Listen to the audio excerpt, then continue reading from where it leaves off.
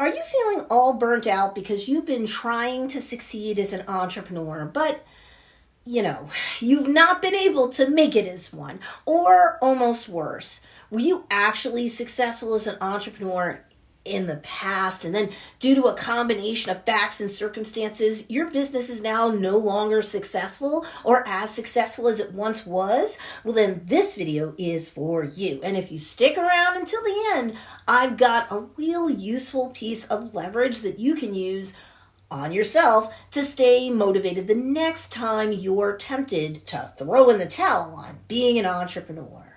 Hey, what's up everybody? It's Stacey Storino. Welcome back to my channel, the #1 place to learn about crafting content that converts content consumers into actual customers. I've got 8 years of experience under my belt coaching thousands of students across the world. And a lot of what my newer students tend to struggle with by the time they come to a coach like me has led me to create this video titled How to Keep Going as an Entrepreneur. But before we get started, make sure to hit that like button and subscribe to get the help that entrepreneurs like you need to succeed with content marketing that drives traffic to your business so that you can do more business. Now here's the deal. Real talk? Entrepreneurship is wicked hard. You might not even be giving yourself all the credit you deserve for being an entrepreneur in the first place. Regardless of the economy in your country and or across the globe, whether it's good, bad, or ugly, being an entrepreneur is something that only a small percent of the world population are. For example, as of late 2021, the Global Entrepreneurship Monitor determined that in the United States, only 16% of the adult workforce are entrepreneurs. Take that in for a moment. You're part of a very small minority of human beings trying to make it out there as an entrepreneur. If you don't have many people in your life, in real life, who are entrepreneurs, that not only explains why, it might explain why you feel so alone, so out of place, why your friends and relatives are treating you as though you're suffering from a midlife crisis whenever you say that you're an entrepreneur. So you're in a minority, and it's super hard to make a business work, even in the best of financial times. And if times are not, let's say, so stellar in terms of your country's economy, the global economy, you can let that beat you up on its own too. You end up telling yourself, I haven't made much of a go with my business already, so why would my business do well now? But here's the thing. While I understand your feelings, you really need to redirect your attention so that you all but economy-proof your business and your attitude. How? Know this. When your ideal customer is a higher net worth individual, you always have a license to sell. Truth to tell, many students start out with me. We go through their ideal customer demographics, and they're nearly always telling me that when it comes to their net worth and or tax bracket, they are lower middle class or middle class individuals. Their household income is anything under 6 figures or higher. And I'm like, nope, that's not what you want to do. The most successful businesses make sales every day of the week. They run weekly sales promotions, if not daily. And they do so whether the market is a bear market or a bull market, whether the economy is tanking or it's doing great. Why? They're not trying to market and sell to people who are living paycheck to paycheck, maybe, or worse. You want to price at the highest or at least in the top percentile of the pricing of your competitors. You want to engage in content marketing on a daily basis and never feel bad about doing so. You want the best customers who can afford to buy from you at least on a monthly basis.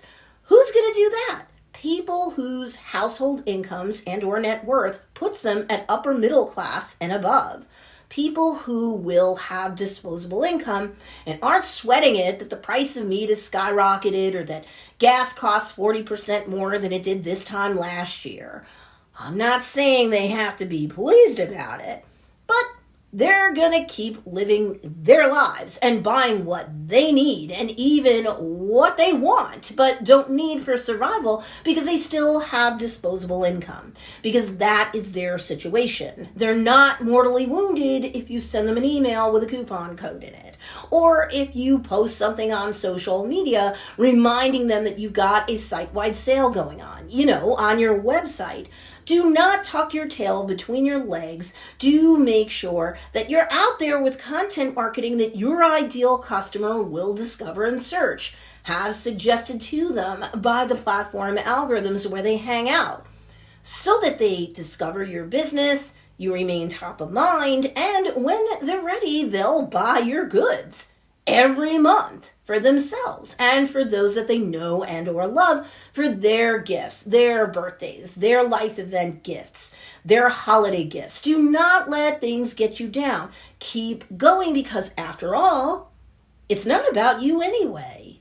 I can get all mushy and talk about your why personally and professionally, but you've heard this before, more than likely.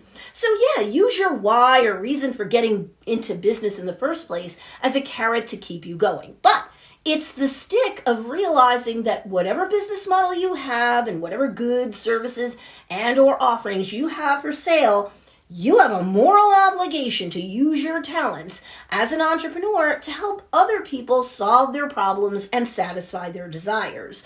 And when times are bad, people have problems they really want to solve. And if your ideal customer isn't someone who's struggling, they're going to buy from you. They're going to buy your offerings that serve as the solutions to their problems. They want to feel better, and they're capable of investing in whatever's necessary to solve their problems.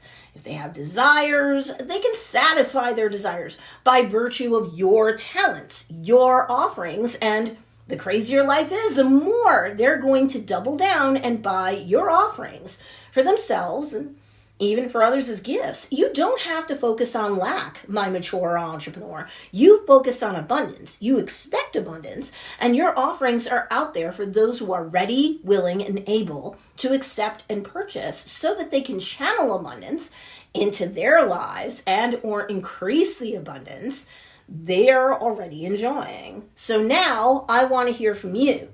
Are you ready to double down and create more relationship marketing content to start and keep driving more traffic to your business so that you can do more business and help more people? Well, go ahead. Comment below. I do read your comments, and subscribe to this channel because I've got a bunch of playlists that will help you to market successfully on Instagram, TikTok, and other platforms too.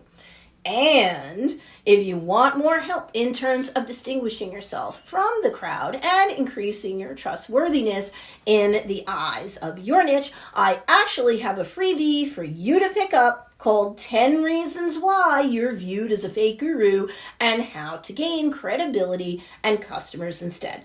And you can pick it up at don'tbeafakeguru.com. The link for you to score that freebie guide is in the show notes or the description down below. Okay, you now have my thoughts when it comes to the issue of how to keep going as an entrepreneur. Need more help? Be sure to check out these two awesome videos too, because they'll also teach you great content marketing strategies.